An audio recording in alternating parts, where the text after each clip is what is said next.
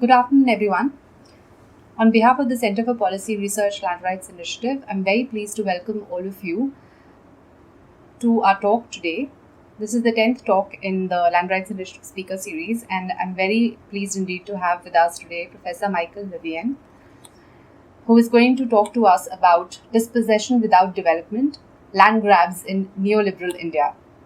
Professor Levien is Assistant Professor of Sociology at Johns Hopkins University, and he has written extensively in the fields of development sociology, political sociology, agrarian political economy, and social theory, with a specific geographic focus on India. Today, he's going to talk to us about his forthcoming book, Dispossession Without Development, which is going to be published by Oxford University Press. In the book, he poses three questions that he's going to talk to us about today. How has land dispossession changed with the shift from state-led development to neoliberalism in India? Second, what are the consequences of this change for dispossessed farmers? And finally, what are the implications of this change for our understanding of India's land wars or land conflicts? So, without further ado, I'm going to hand over to Professor Levien. Thank you very much for having me here at CPR. And as Namita said, this book is about how land dispossession has changed from the period of state-led developmentalism to neoliberalism, what the consequences of that shift are for farmers, and what the implications are for the politics of land in contemporary India. Now, I'm going to start by giving an overview of the theoretical argument of the book. And in making an argument about how land dispossession has changed in contemporary India, I argue that existing theories of the relationship between dispossession and capitalism are inadequate to capture this, and I advance an alternative theory. The first theory is what I call the modernization theory of dispossession. This is familiar, it's almost common sense, it's what most government officials and economic elites believe, which is that dispossession is the necessary and inevitable cost of development. There are, I think, a few problems with this theory from a social scientific perspective. The first is that the modernization perspective does not differentiate between the different forms of economic growth driving dispossession. So is a Formula One racetrack or a real estate colony just as much development as factories or a dam? And because it doesn't distinguish between these purposes, it's essentially a normative argument for the unlimited upward redistribution of land. No matter what the purpose is, land should be taken from farmers for those who can put it to better use. Now, higher value use. Now, not only is that a political and regressive political argument, but from a sociological perspective, it can't capture variation in the causes of dispossession. What if the character of growth changes in such a way that certain of these kinds of projects start to predominate over one another? And how does that affect the contentiousness of land dispossession? The second theory is a version of this argument. I call it the Proletarian redemption theory of dispossession. This would be familiar to many of you as Marx's theory of primitive accumulation. The argument here is that dispossession is a necessary stage in the transition to capitalism and therefore socialism.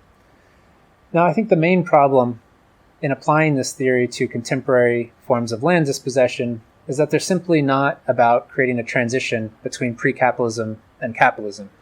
In fact, they represent the advanced capitalist demands on land. They often have little demand for the labor power of the dispossessed. And in no way can they really be interpreted as creating the material foundations for socialism. For these reasons, I think that we need to dispatch with the widespread use of primitive accumulation as a term for understanding contemporary forms of land dispossession. We'll also add that it can't really capture variation in the forms of dispossession across time, across phases of capitalism, and across geography. Now, the third theory is what I call the predatory theory of dispossession. The most famous iteration of this theory is David Harvey's theory of accumulation by dispossession. I think that there Now, in brief, what the argument here is that dispossession is the predation of subaltern populations by neoliberal capitalism.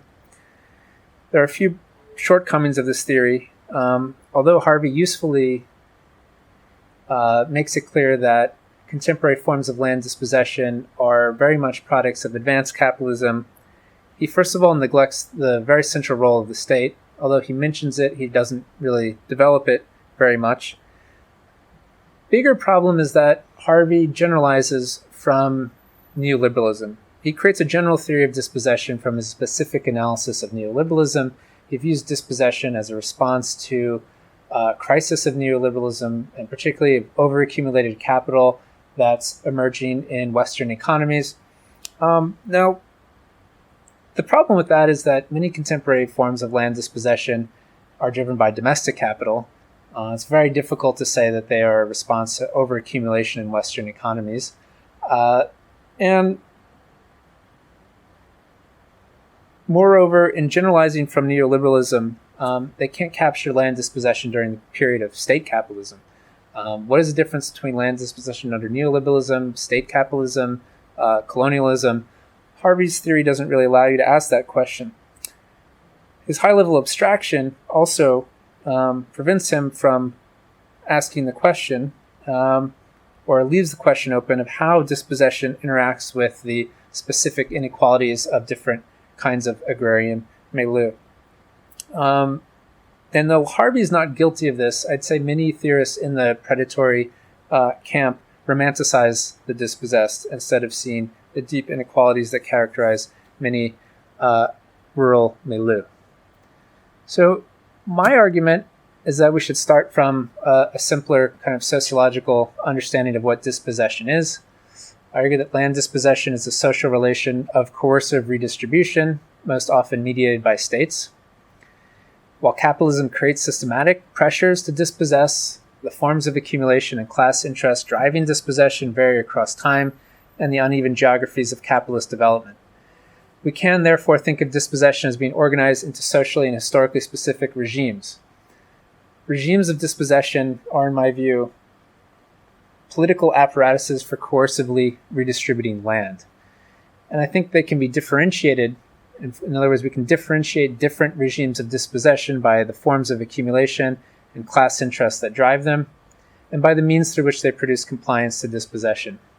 So while under certain regimes can offer, for example, irrigated land or public sector jobs, other regimes, as I'll show, can only offer land prices, if anything. But the key then is to understand how different regimes of dispossession interact with particular agrarian milieu, right? The particular agrarian social structures. Because this interaction, right, when different regimes of dispossession confront different rural milieu, this, I think, is key to understanding divergent political responses to dispossession, whether it's compliance or resistance of various kinds. And when it does generate compliance, when states are able to elicit compliance and dispossess land, it's important to see this as enabling specific trajectories of economic change and inequality, not generically development, right? Whether what actually results as development is something that's politically contested and fought at on the ground and demonstrably varies over time and space. So I think that what I hope to offer with this comparative perspective is a framework for thinking about how the political economy of dispossession varies over time and place, while dispatching with the assumptions of political inevitability and economic progress. So my argument is that land dispossession is a social relation of coercive redistribution, most often mediated by states. So I think I'm just trying to start more sociologically with an understanding of what is dispossession as a distinctive kind of social relation. Now, while capitalism creates systematic pressures to dispossess, the forms of accumulation and class interest driving dispossession vary across time and across the uneven geographies of capitalist development. So I suggest that we can think of dispossession, therefore, as being organized into socially and historically specific regimes of dispossession. By which I mean basically political apparatuses for coercively redistributing land. They can be differentiated by the forms of accumulation and class interests that drive them, and by the means through which they produce compliance to dispossession. Right? While almost all forms of dispossession, by definition, imply coercion, some amount of coercion, I think regimes of dispossession vary in the extent to which they can draw on legitimacy, which rests in part on how persuasive the argument is that these things actually do serve development, and also have different abilities to produce material compliance to dispossession, to create material incentives for farmers to relinquish their land. The key, though, I think, to a sociological understanding of dispossession is to see how different regimes of dispossession interact with the features of diverse agrarian milieu, which we know vary tremendously in their economic structures, in their class structures, in political histories, and that is key to understanding both the divergent political responses, right, to dispossession that we see across rural India, from sometimes willing compliance to different kinds of resistance. And when it does generate compliance, when the state is able to get farmers off their land, we can't just assume that the result is development. We have to actually understand the specific trajectory of economic change and inequality, right, that this generates, but should not be reduced to the homogeneous term development and normatively laden term. So to me, the importance of this approach is to dispatch with assumptions of political inevitability and economic progress, yet still hang on to a comparative political economy of dispossession. All right, so that's the theoretical argument. Now I'm going to put some flesh on it. And the first chapter of the book really tries to document the transition from a developmentalist to neoliberal regime of dispossession. This would be familiar to many of you, but during the post-independence developmentalist period, Indian states largely acquired land for public sector projects. It was actually legal, right, as Nimita knows better than I, to acquire land for private companies. But the development model ensured that this remained fairly limited in practice. Also, most of these projects, large dams, steel towns, industrial estates, were kind of narrowly productivist. Right? It reflects the kind of productivist commitments of the Nehruvian state. There was often policies in place to restrict speculation rather than facilitate it. Those didn't always work, but it was interesting that there are always, in a lot of these projects, urban development and even kind of the command area of dams. Now, my point here is not that this was a golden age of dispossession. Right? We know that the people who gave this huge literature, we know that those who were dispossessed by dams were brutally impoverished, had almost no compensation, hardly any resettlement and rehabilitation. So it's not this is not a normative argument to say that this was a better period of dispossession. That's absolutely, just to be clear, not what I'm arguing. But I want to argue that the character of dispossession has changed pretty dramatically since the early 1990s. And it really was the early 1990s. By my archival research in the basements of industrial development corporations and urban development authorities, there's really actually quite a quick shift in the early 1990s. In which you see like industrial development corporations not just building public sector industrial estates, but taking land for real estate colonies, for hotels, for water parks, things like that, right? So the kind of focus on public sector industry and infrastructure gets kind of diluted, and sort of any form of growth becomes a justification for dispossessing farmers. So state governments become what I call land broker states, right? They're just taking land, right? And this is like a lot of the, Greater Noida nearby is a notorious, of course, land grab agency, DDA. Expressways become excuses for building, taking farmers' land for upscale residential development and just giving that land straight to real estate investors without any sort of broader developmentalist kind of commitment, right? Development now has a very narrow meaning. I wouldn't even call it development. It's just growth at all costs. In fact, maximizing the discrepancy between compensation and market rates of land actually becomes a purpose of dispossession devoid of any other considerations. So I call this the rate of accumulation by dispossession. So basically you have this value, which is the compensation paid to farmers. Then you have, this is the public sector agency, the Urban Development Authority, or whoever who takes the land, they keep an increment of this for themselves and actually make quite a lot of money through this route. There's also illicit routes through which they make money. This is the value at which they resell it to a private company. And the P3, which you can only kind of really estimate until it's actually sold or something, is the P3. And so what I argue is that actually maximizing this discrepancy has actually become one of the major drivers of dispossession in contemporary India and sort of devoid of any larger developmental considerations. So the most of the book, though, looks at how this new regime of dispossession affects a particular set of villages in rural Rajasthan. Let me tell you a little bit about the case. I focused my ethnographic research in Rajpura, which is a village of about, it's not its real name, a village of about 400 families that are 25 kilometers from Jaipur, and in 2005, one of 9 villages to lose 3,000 acres of land for the Mahindra World City, which is one of the biggest privately developed SEZs in North India. 1,000 of that was public land, 2,000 of that was private land.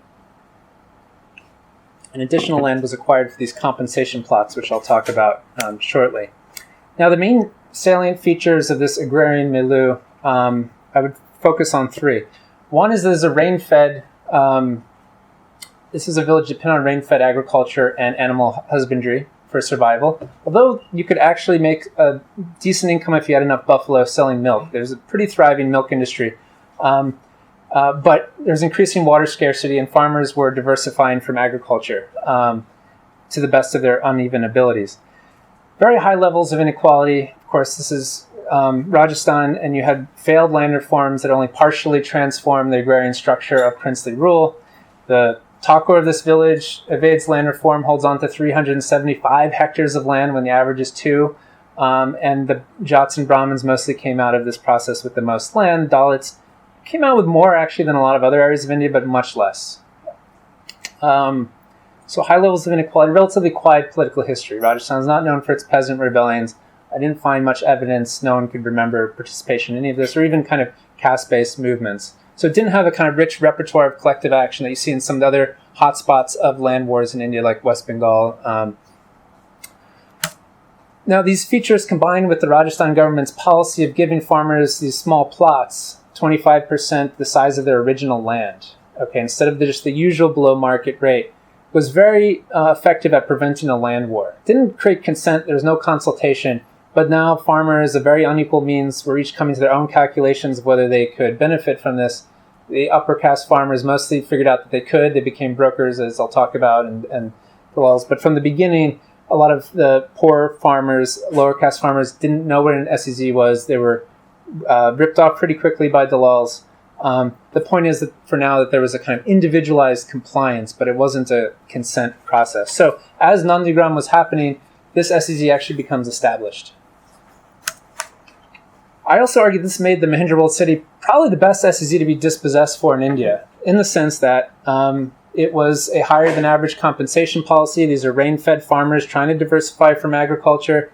It was an SEZ that actually got built rather than just one that, was a pure real estate scam and sought denotification and never built anything.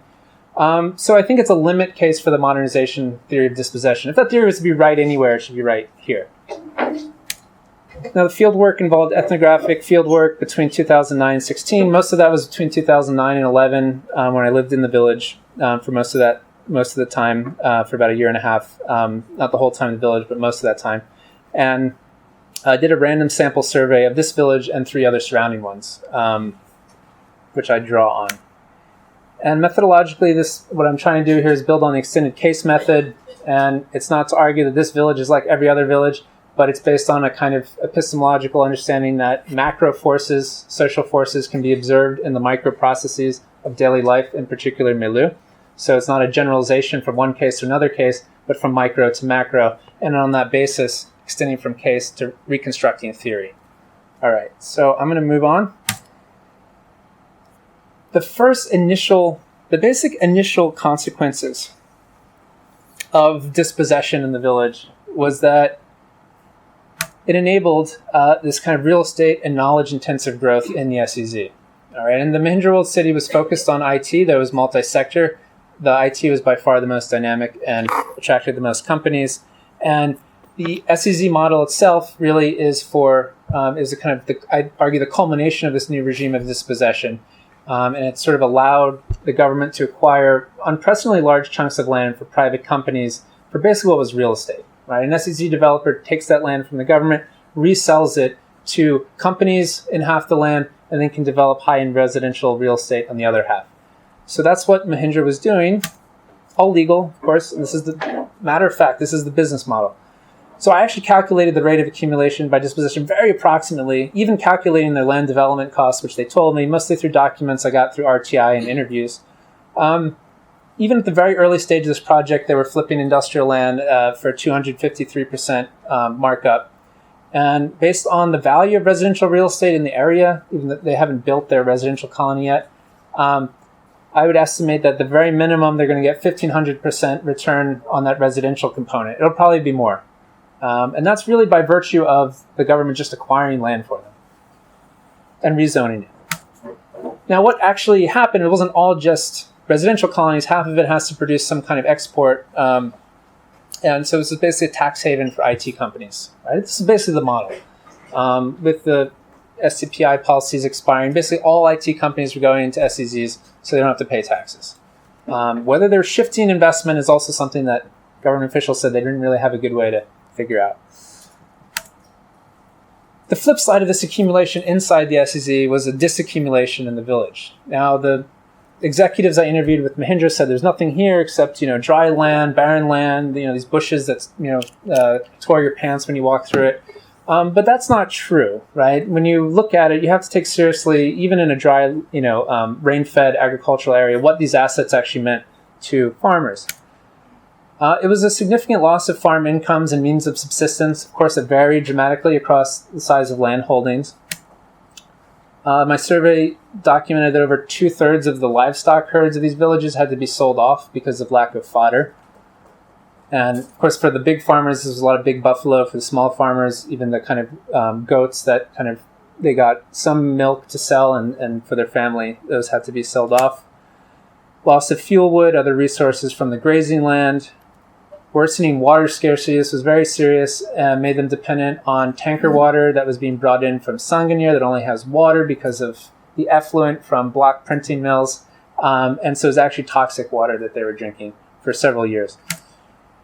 And these costs were disproportionately borne by women, which is a very common finding in almost all studies of displacement. Okay. Now, the point is that not to romanticize the economy that was there before, but it was against these significant losses that farmers would weigh any benefits from the resulting process of economic change. And to the extent that those benefits came, it was almost entirely through real estate. Locating this SEZ all of a sudden in the middle of what was a rain-fed farming village unleashed this tremendous land boom. I mean, absolutely tremendous land boom. This was the graph of land sales in this village every year since 2000. And what you see is a huge spike in 2004. We have 10 times or 7 times more land sales than the previous year. What's interesting is that the SEZ wasn't announced until 2005. So there's only actually one way that happens, right? Which is that government officials, politicians tipped off. I have named the companies that bought this up, actually. And they buy this up cheaply from unsuspecting farmers at 2 lakh per biga, and then all of a sudden it's 20 lakh or 30 lakh within a year or two. So there's a huge land boom. Of course, you also see the global financial crisis now ripples through this village, which is now entirely integrated into global financial markets through its dependence on real estate. So you have this boom, bust. It's actually gone boom and bust again since then. Land prices go up dramatically. Now, again, I talked about the compensation plots that farmers were given. This was intended to buy consent from farmers by giving them some stake in the land boom. Now, they're supposed to have infrastructure on them. And as you can see, there was zero infrastructure, and still there's pretty much nothing there. The Jaipur Development Authority has done anything. But the exchange value of those plots actually went up quite a lot pretty quickly. And now farmers were given some stake in this. But what I do is I document the ability of different farmers to profit from land speculation. And I find that those outcomes are highly shaped by the pre-existing inequalities of the agrarian social structure. So here's the survey some survey results. What you can see here is that the Brahmins, which are the majority of the not on this is the outlier of the Thakur, who has 375 hectares of land, right, and who's becoming an absolute multimillionaire, transforming pre-capitalist ground rent into capitalist ground rent. He's got real estate colonies, all kinds of things. He's a broker. Okay, so mostly the general caste and the Jats were kind of shrewdly hanging on to those plots. And they understood that land was going to appreciate, and they held on to it. They also had not just an understanding, they had the economic means to wait, because they diversified and they didn't have huge debts, and they weren't under compulsion to sell it off quickly. What you see at the bottom is that the scheduled caste, scheduled tribe families mostly sold those quickly. This survey was done in 2011. 82% had already sold it off. And even though the prices were fairly high, you can see that each step in the down caste categories is about a $4,000 per hectare. Sorry, I also have a rupee slide, but I was just presenting the US and didn't shift it. $4,000 per hectare shift downward motion in how much money they got when they sold those plots. The upper castes were also far more likely to become land brokers. And that's certainly an underreporting on this for obvious reasons. So the complex class positions that resulted from this were very difficult to categorize. People had plots here, they were doing some work there, and this, so it was very difficult to, but I basically organized these trajectories. I organized these farmer trajectories into four categories. At the very top, you had a class of neo-rentiers. This was the Thakur, many of the Brahmins and Jats who became Dalals, big successful land speculators, put that money back into more land, shops, money lending. Almost nothing productive. Some tankers to sell water to Mahindra and further undermine the local aquifers, and some construction was probably the only real productive linkage.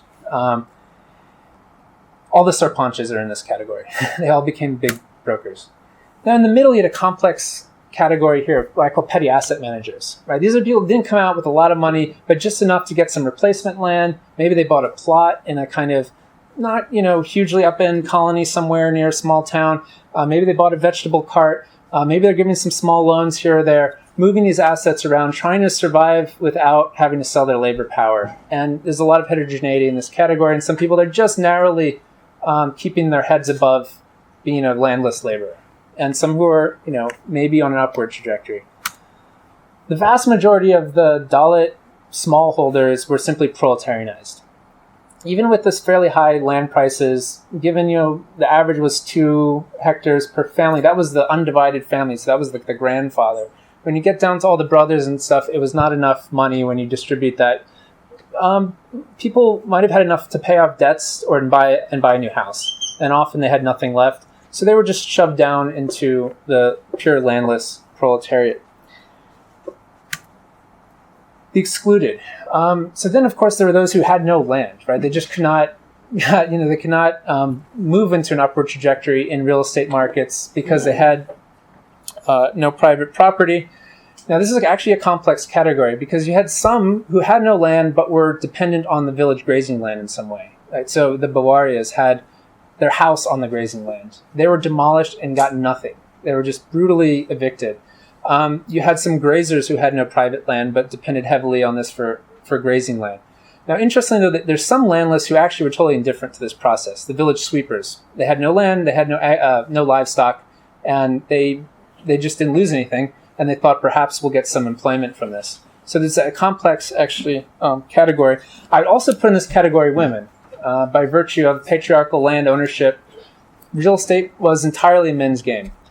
Even in the case where some widows had land rights, you mostly saw male relatives controlling the plots, controlling the proceeds from these plots, becoming brokers. So after losing their role in the agricultural economy and some limited autonomy from the livestock economy, women were entirely shut out of this real estate game.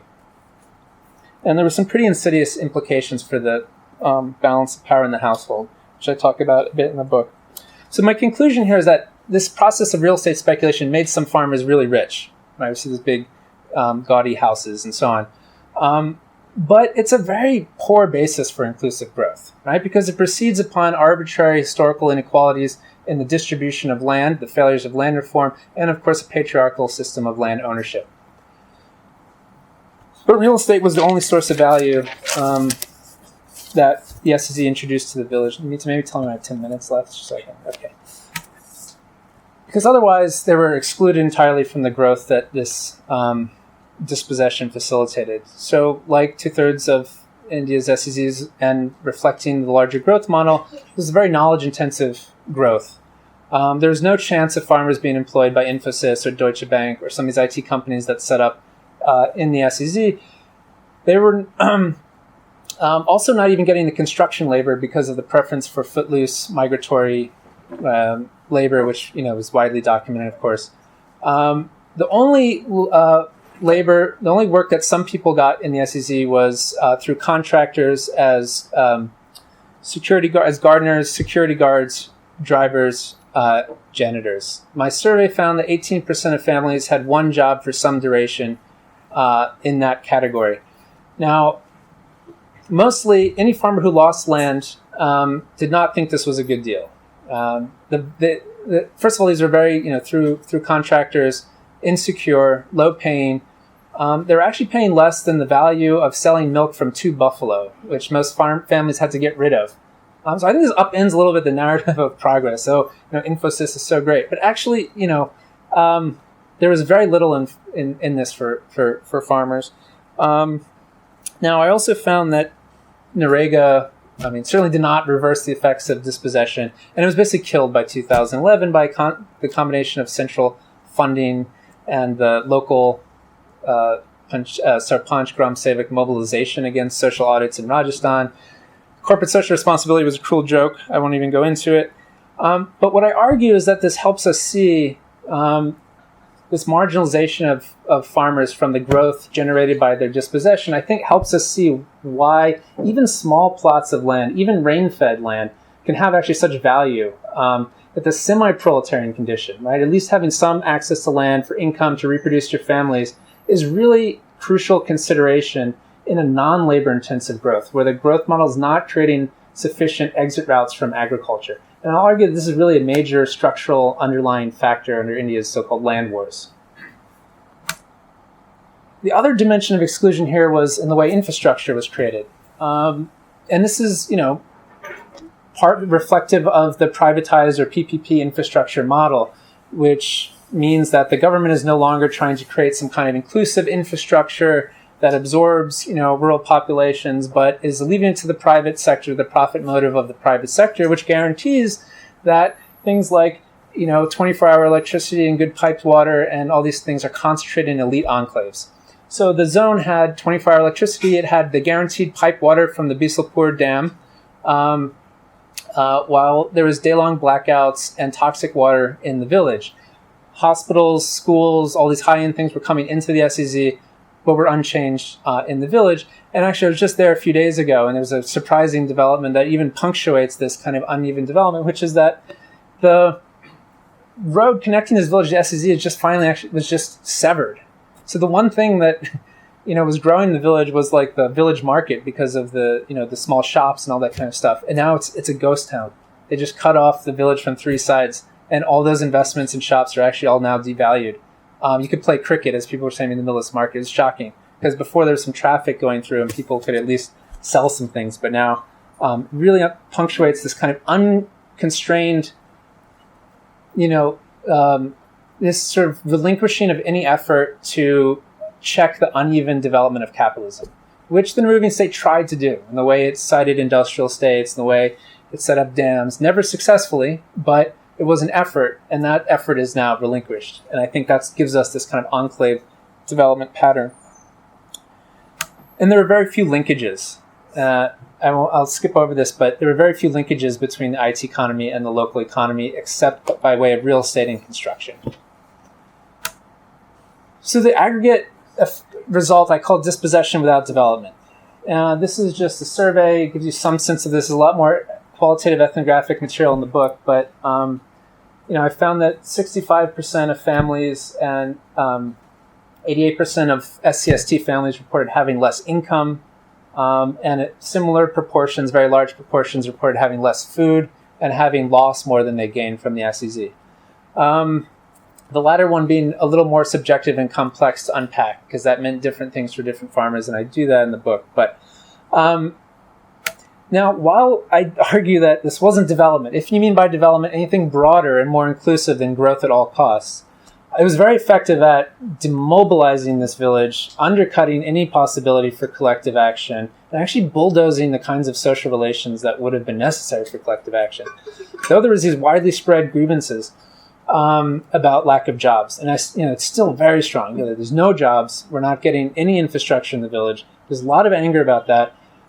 But this process of differentiation by speculation utterly divided this village. And while there's huge inequalities between castes, as I showed, there's also inequalities within castes, even among some of the lowest castes. So the Balai Mohalla that I lived in, you can see there's some people living in kacha houses, and there's some people living in these two-story concrete buildings. So even in small-holding Dalit caste, you had some individuals who were able to, either through sheer luck, they hold on to their plot for longer, few utilize the tenuous connection to become a broker, and so on. So even the kinds of, even within families, there was such unequal outcome that there was just not the kind of common interest that could enable collective action. The only collective action that emerged was led by the Sarpanch Dalals with the intent of getting these compensation plots developed, which was no use to those who had them any longer. They never raised the issue of the common lands and so on. So those who are still aggrieved, you have these kind of everyday forms of resistance that were largely not very effective,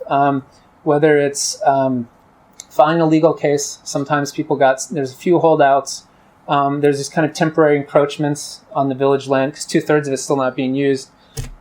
These are temporary and not really effective forms of resistance. And of course, there's the everyday slander of the brokers and this kind of intra-village class struggle that was interesting but largely not producing anything.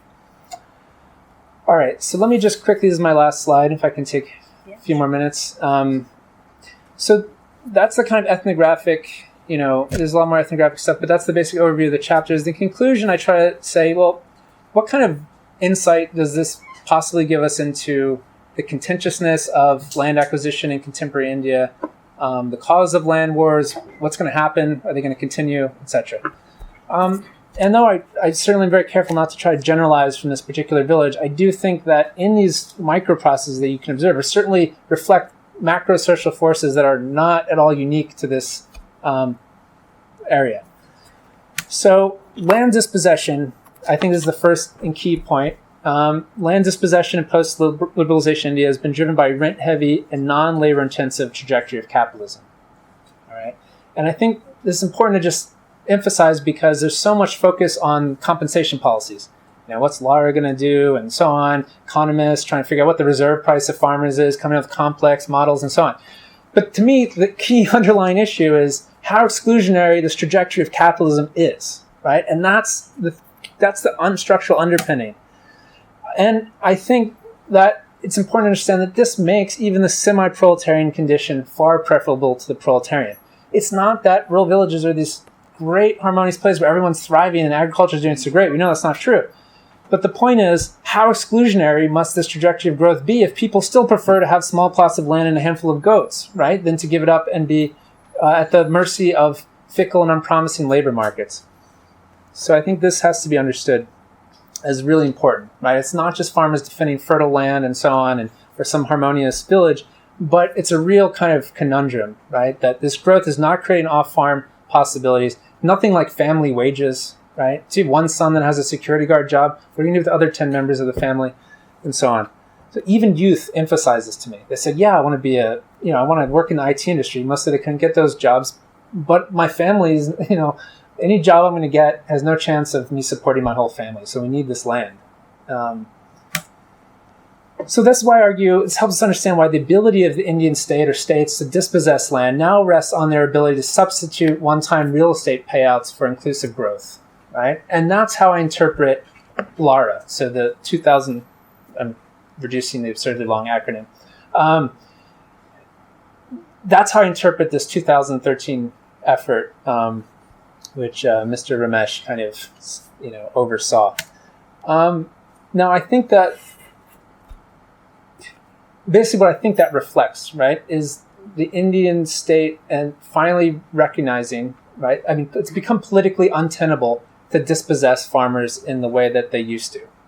And that partly reflects more powerful farmers in the plains that are now affected by these real estate projects and so on. But it's also, you can't possibly legitimize these things as development, right? You can't ask a farmer to sacrifice for the nation when you're taking their land and giving it to a real estate developer or Reliance who's going to flip that thing for about 100, or 20 times more. So I think that's an important thing to understand of why land acquisition becomes so politically contentious. In my view, the regime has become politically tenuous. But this attempt to rescue the regime with land prices has limits. One, of course, is a volatile land market, which is now going down. But the second is the willingness of the state and capital to make sufficient concessions. And I document the extensive corporate lobbying that, watered down the original LRA from, even the compensation levels from 6 times, not the market value, the assessed value, to down to 2 to 3. Also the state governments, the pro-neoliberal sections of the Congress, there's a relentless lobbying that diluted that bill. And there's no way in which you saw many people have documented these huge rates of accumulation by dispossession. Multiplying by 2, by 3 does not cover it in almost anywhere. Agrarian social structures less amenable to compromise than Rajputs, right? So this idea of creating a material compromise on the basis of real estate or exchange value assumes what needs to be explained, which is also farmers' willingness to negotiate on that terrain and treat the land as a commodity. And we've seen that that's very uneven. There's a lot of places where farmers are negotiating for prices, a lot of places where farmers are burning their compensation packages and saying, absolutely not. Maybe everyone has their price, but given the prices and offer, we see a lot of variation across rural India and how farmers are responding. As I emphasized, Rajput was rain-fed. People were highly diversified, huge level of inequality, and a political history short on collective action. Those 3 variables, as you know, vary tremendously across rural India, and I think that creates a very uneven terrain for the state's ability to generate compliance to dispossession. And as a result, I don't think India's land wars are going to go away. I don't see how they'll go away. I don't see how they'll go away.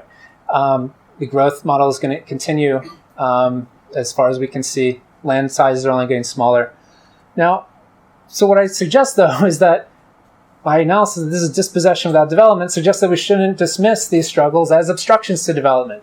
I think what they're doing is obstructing, or in the old Marxist framework, obstructing the emergence of a revolutionary proletariat and so on, populist diversions.